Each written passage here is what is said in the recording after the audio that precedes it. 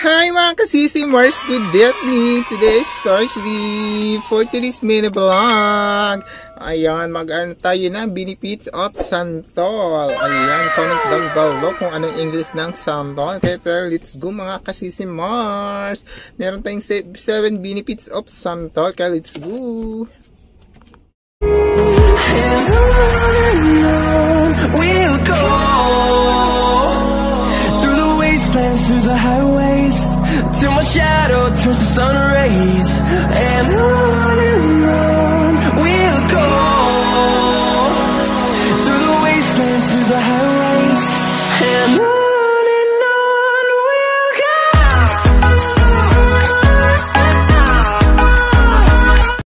So I'm back mga kasisimars. Let's go. So tatalakayin na natin ang 7 benefits of santol. Ayan, kaya let's go mga kasisimars. Salamat sa pag-uban and good evening everyone. Welcome to my mini vlog. Ayan, ang pinakauna is skin health mga kasisimars. Ayan, ay nakakapabuti ng balat ang santol. Yes, directly correct at ngayon ko lang ito nalaman. Number 2, reduce bad cholesterol. Ayan, ay binabawasan nito ang masamang kolesterol sa ating katawan mga kasisimars. Good morning, good evening everyone. At number 3 is prevent anemia. Ayan, ay pinapipigilan nito ang anemia sa ating katawan.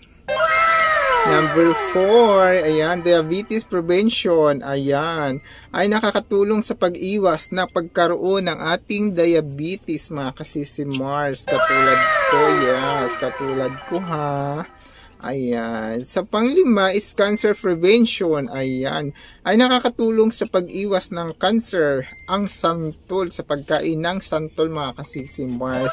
Guess what? Santol yun ha. So number 6 is allergy treatment. Ayan, nakakatulong ito sa paggamot ng mga allergy daw natin mga kasisimars. Yung may mga allergy sa ating mga dugo. Ayan, sa mga dugo kasi kaya nagkakaroon tayo ng allergy dahil medyo maano yung dugo natin. Ayan.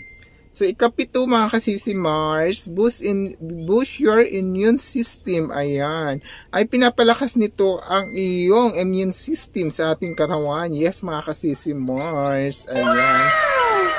So, pagre-research ko lang mga kamars, ayan, nakakatulong talaga ang santol sa ating katawan. Ayan, dahil doon sa mga nabanggit kong 7, kung meron kayo doon, ayan, iwasan lang natin sumobra ng pagkain. Kasi ang pagkain ng sobra ay nakakasama mga kasisimars. Diba yun? Nakakasama pag kumain tayo ng sobra-sobra.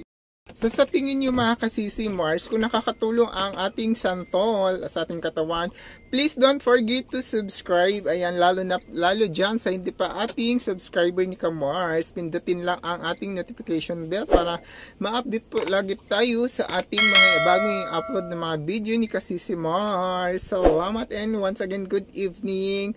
Ayan, medyo okay na ang ating panahon. Lumabas na siguro si Bagyong Karina. Thank you at sa po tayong lahat. God bless po. Huwag kalimutan mag-subscribe mga kasisimars. Love you all and God bless. Mwah, mwah.